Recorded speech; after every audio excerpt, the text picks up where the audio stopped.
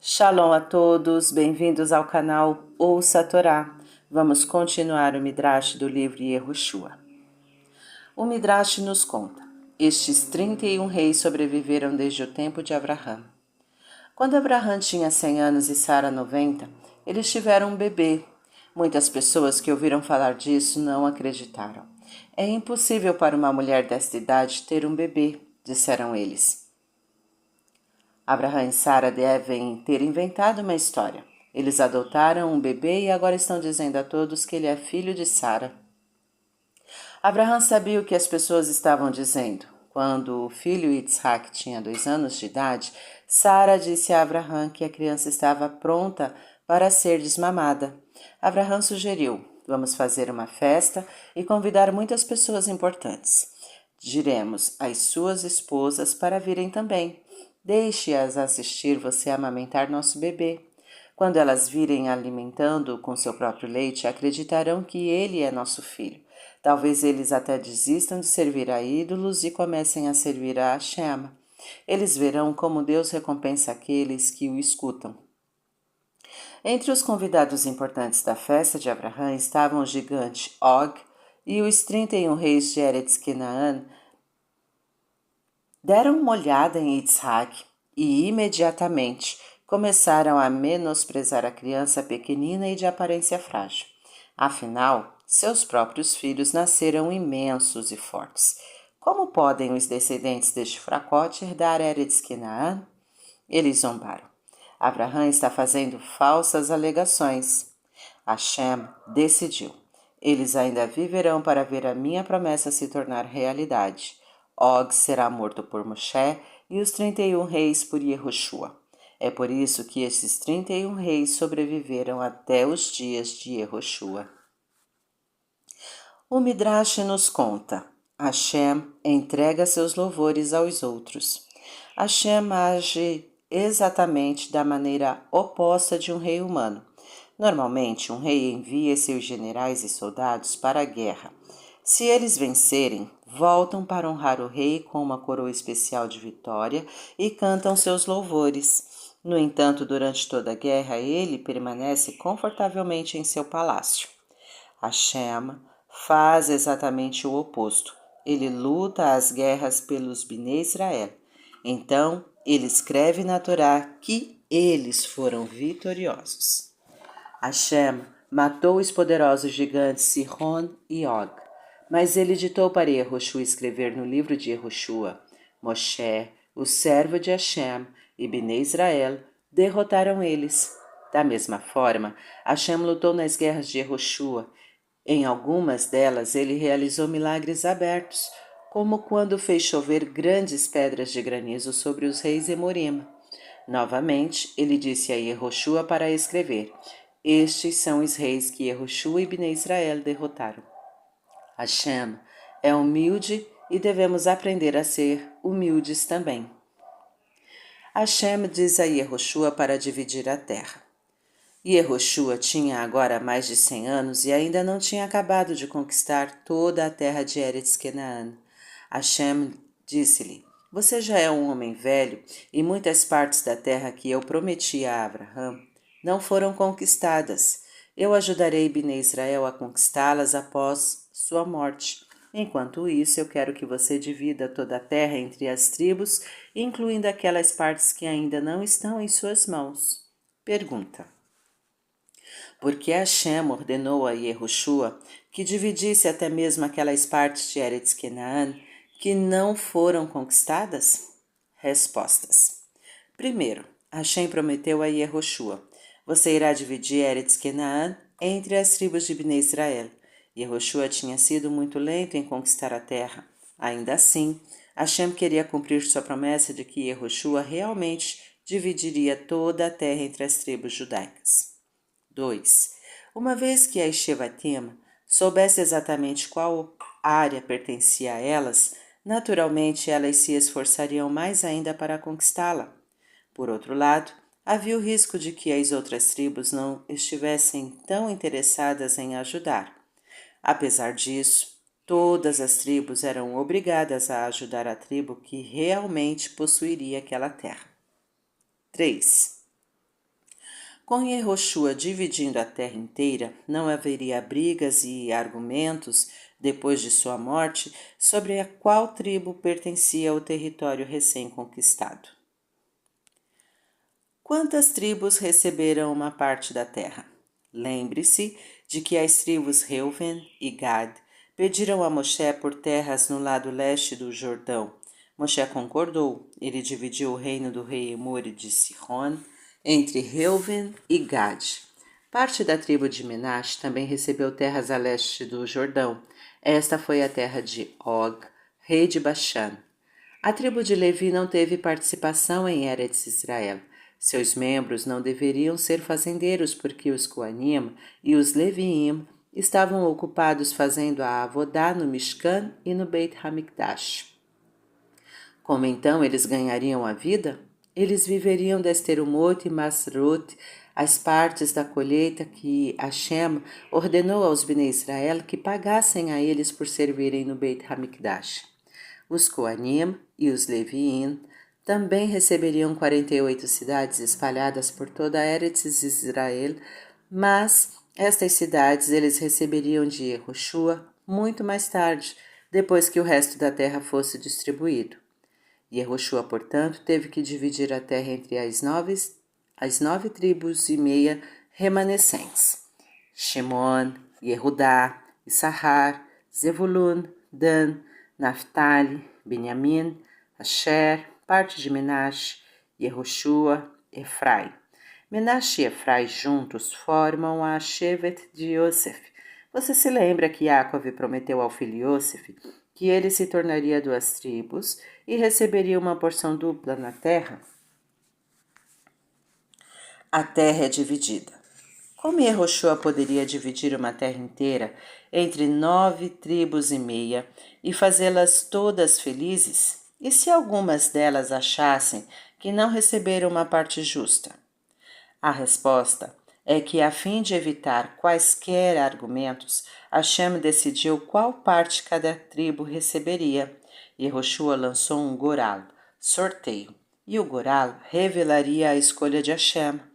Para convencer as pessoas de que o goral foi decidido por Hashem, o Cohen Gadol, Elazar, filho de Aharon, recebeu exatamente a mesma mensagem de Hashem, mas por meio diferente.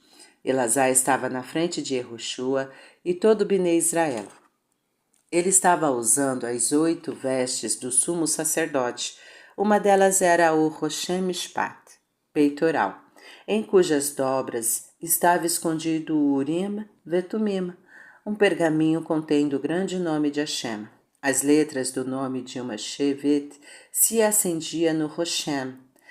Elas não estavam em ordem. Então Elazar, com seu Ruach HaKodesh, organizava as letras para soletrar o nome da Shevet. Por exemplo, as letras Beit, Lamed, Zain e Nun se iluminaram. Elazar soletrou Zevulun. Então as letras Raf, Ain e Vav se iluminaram. Elazar gritou Aco. A Shevet de Zevulun receberá as terras na área de Aco. Em seguida, Yehoshua preparou o sorteio. Na frente de Yehoshua havia 2 urnas. Uma continha 10 pergaminhos, 9 dos quais tinham o nome de uma Shevet, enquanto o 10º dizia Meia Shevet Menache. Na segunda urna havia outros 10 pergaminhos, em cada um estava escrito o nome de uma região diferente da terra. Um homem foi designado para misturar os pergaminhos em cada urna, para que ninguém reclamasse e dissesse que Yehoshua sabia onde estava cada pergaminho. Yehoshua tirou um goral da urna, contendo os nomes das tribos, e o outro da outra urna. Ele abriu os 2 e, adivinhe, um mostrava Zevulun e o outro Aco. Toda vez o goral mostrava exatamente o mesmo que Elazar acabara de anunciar. Um outro milagre foi que o próprio goral dizia: Eu, a área em torno de Aco, pertenço a Shevet Zevulun. Mais tarde, o nasci de cada tribo dividia a terra que seu Shevet recebeu entre as várias famílias da tribo. Ele cuidava para que cada família recebesse uma parte justa de acordo com seu tamanho. Caleb pede Hebron. Quando Yehoshua estava dividindo a terra, Caleb ben Yefuné, o nasci da Shevet Yehudá, aproximou-se dele. Ele foi acompanhado por vários outros de sua tribo. Caleb estava entre os espiões que Moshe enviou para investigar Eretz Canaã. Ele e Yehoshua elogiaram Eretz Israel, enquanto os outros 10 espiões falaram Lashon Hará sobre ela. Caleb tinha agora 85 anos, mas ainda era forte e enérgico como um jovem.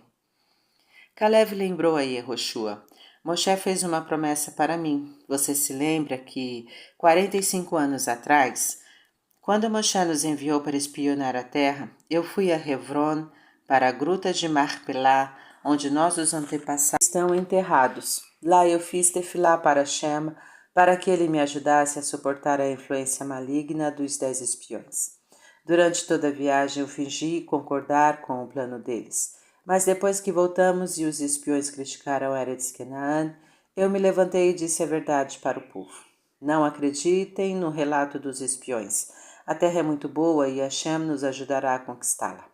Naquela época Moshe jurou para mim: já que você foi leal a Hebron como sua propriedade, pois você foi rezar ali, ela será sua. Agora quero pegar Hebron para poder viver e morrer na cidade sagrada onde nossos antepassados estão enterrados. Eu tenho um pedido adicional. Hashem não só me permitiu viver até este momento, mas também me deu uma força excepcional. Mesmo que eu tenha 85 anos, sou tão vigoroso como quando tinha 40. Isso certamente não é por acaso. Hashem pretende que eu conquiste Hebron eu mesmo. Confie que ele vai me ajudar a expulsar os gigantes que vivem lá. E Yehoshua concordou. Eu lhe darei os campos de Hebron, disse ele a Caleb. Caleb então recebeu os campos e a montanha, mas não a cidade em si. A cidade de Hebron tornou-se mais tarde um Miklat, onde os Coanim viviam.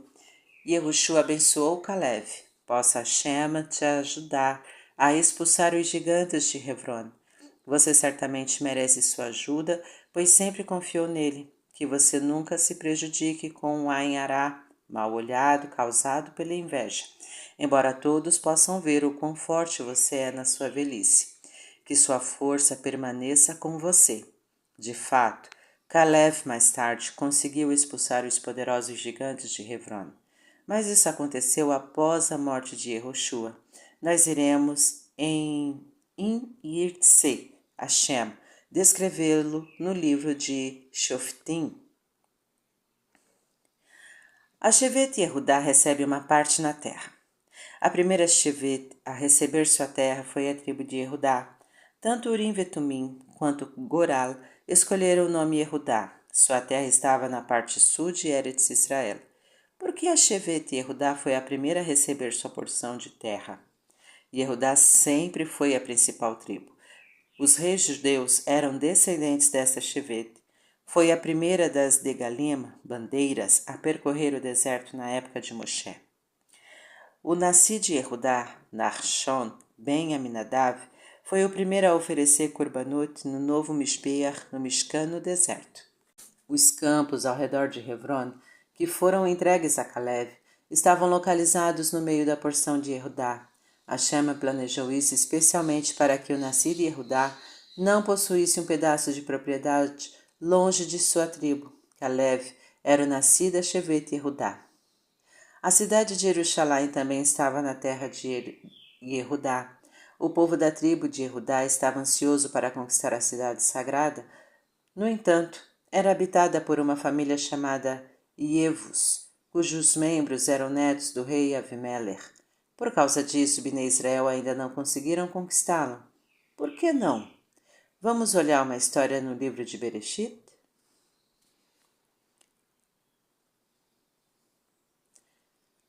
Eles não estavam relacionados com Yevusim, que era uma das 7 nações de Eretz Canaã, esse pessoal que eram os netos do rei Avimelech. A promessa de Abraham ao rei Avimelech.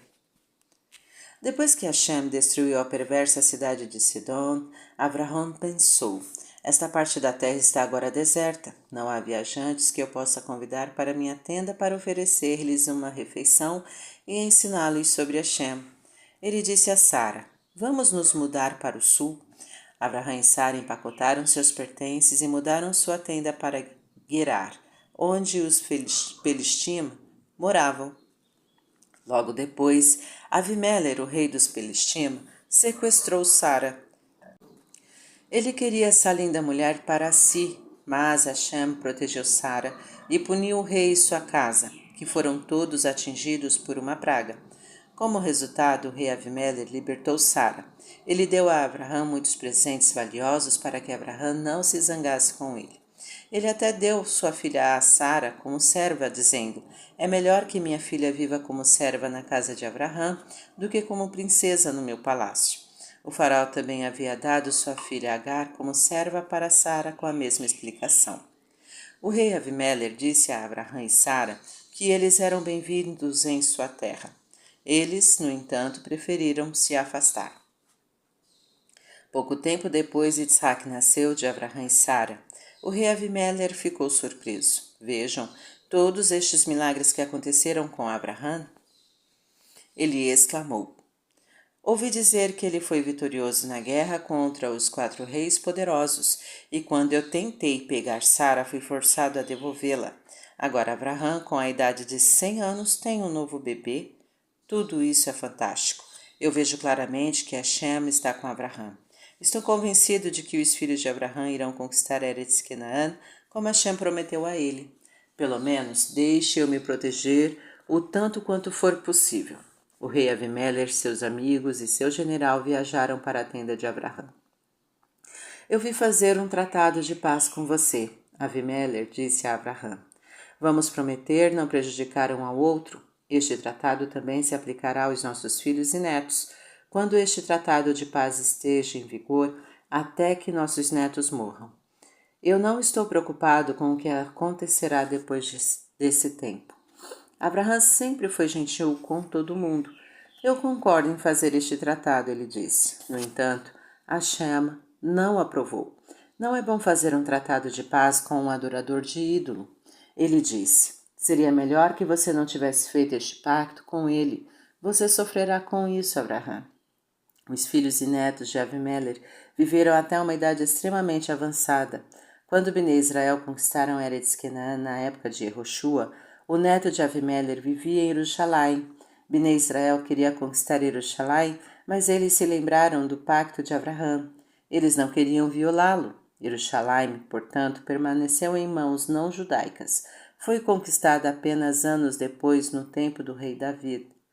Quando Yehoshua lançou o próximo Goral, ele mostrou o nome Efraim. O pergaminho na segunda urna dizia que a porção de Efraim ficava no meio da terra, incluindo em sua porção estava a cidade de Shiló, onde o Mishkan seria estabelecido. Por que o Goral escolheu Efraim em seguida? Yaakov abençoou seu filho Yosef para ter direitos de primogênito em vez de Reuven. Seus filhos não receberiam 2 porções na terra. Seus filhos, então, receberiam 2 porções na terra. O Goral escolheu primeiramente o mais importante dos 2 filhos de Yosef, Efraim. Os membros de Efraim não expulsaram todos os Kenaanim de sua região ou os eliminaram. Talvez eles sentissem que não eram fortes o suficientes para fazer isso. Alguns Kenaanim permaneceram na cidade de Gezer e tornaram-se servos da Shevet Efraim. Bnei Efraim deveria ter se esforçado mais para afastar os Kenaanim. Mais tarde eles foram uma má influência sobre os judeus. Hashem avisou aos Bnei Israel que eles não deveriam permitir que nenhum Kenaani vivesse com eles. Metade da tribo de Menash recebe sua porção. A próxima tribo a ser escolhida pelo Goral era a metade da tribo de Menash. A porção de Menash ficava ao norte de Efraim. Enquanto Yehoshua e o Nessim estavam dividindo a terra de Menash, 5 mulheres se aproximaram deles. Nós conhecemos essas senhoras de antes. Elas eram Marlá, Noá, Roglá, Milcá, Tirsá, as 5 filhas de Tselofehad. Você se lembra delas? Elas haviam pedido a Moshe permissão para receber uma porção de terra em Eretz Israel, já que elas não tinham irmãos. A essa altura, elas já estavam casadas com filhos e netos próprios. Cada uma tinha tomado um marido de sua própria tribo, Menashe. Elas chegaram em Eretz Israel, junto com todas as outras mulheres da geração de Moshe.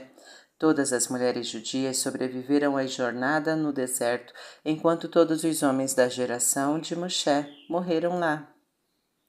Desejamos lembrá-lo da promessa de Moshe e Yehoshua. Disseram-lhe, na frente do Cohen Gadol, Elazar e dos Nessiim. Moshe prometeu que teríamos nossa própria porção em Eretz Israel, assim como os homens de nossa tribo. Nós amamos Eretz Israel carinhosamente e queremos nossa própria porção.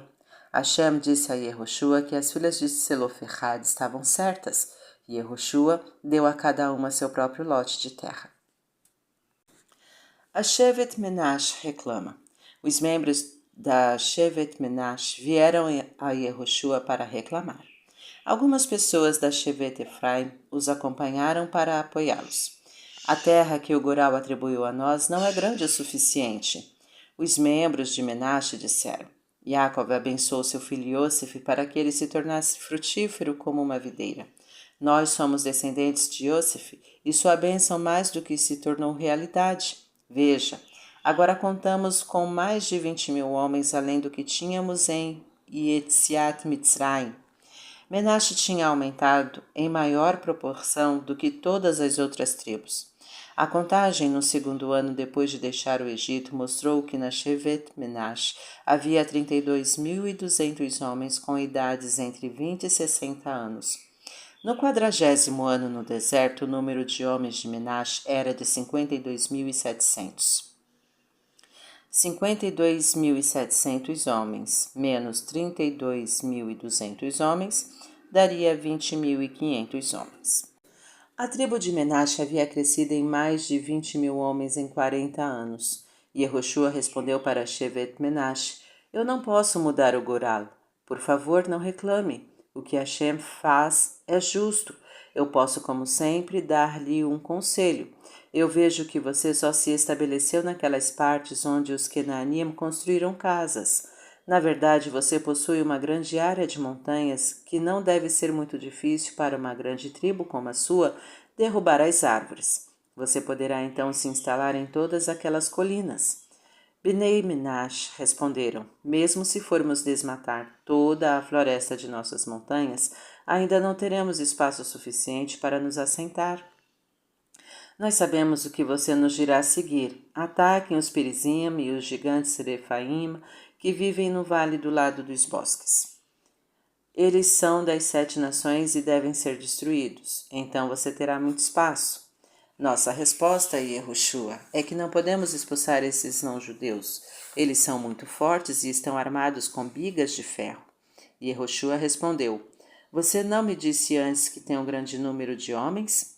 Há força nos números. Depois de cortar as árvores das montanhas, você estará em um lugar mais alto que os Perizim e os gigantes de Refaim. Aquele que é mais alto geralmente ganha sobre um inimigo no vale, mesmo que esse inimigo esteja equipado com bigas de ferro. Tomem coragem e derrotem esses não-judeus agora. Se você os deixar lá, você terá problemas piores depois. Bnei Menashe e seus irmãos da Shevet Efraim ficaram sem conseguir dar uma resposta. Parecia que Yehoshua estava certo. Hashem havia ordenado que matassem ou mandassem embora todos os não-judeus que viviam na terra. Certamente ele os ajudaria a superar os Perizim e os gigantes Refaim. Yehoshua acrescentou, há outra coisa que eu quero lhe dizer. No futuro, não ande por aí anunciando publicamente que sua Shevet aumentou bastante. Você sabe que sempre há pessoas invejosas. Elas podem te dar um ain-ará, um mal olhado. O melhor é ficar quieto sobre as bênçãos de alguém. Dessa forma, você não desperta o ciúme nem o desejo das pessoas de lhe fazer mal. Obrigado, Yehoshua, responderam Bnei Efraim. Uma pessoa deve de fato tentar evitar o Ain Hará, mas estamos bastante confiantes de que não seremos prejudicados, mesmo que alguém nos olhe com o Ain Hará. Shevet Yosef recebeu uma bênção especial de Yaakov que nenhum Ain Hará prejudicaria seus membros. Um Ain Hará pode ferir os outros. O Talmud nos diz que uma pessoa nunca deve olhar para o campo do vizinho quando ele estiver cheio da colheita madura. Ela poderia estar dando a ele um Ain Hará. Da mesma forma, devemos evitar olhar para uma bela casa ou posses de alguém. Talvez em nossos corações sentiremos inveja e daremos a ele um Ain Hará. Certamente, não queremos prejudicar outro judeu, não é mesmo? Vamos continuar na próxima semana. Tá gostando do conteúdo do canal? Então curta, comenta, compartilha. Se ainda não é inscrito, se inscreve, ativa o sininho e fica por dentro das novidades. Shalom a todos!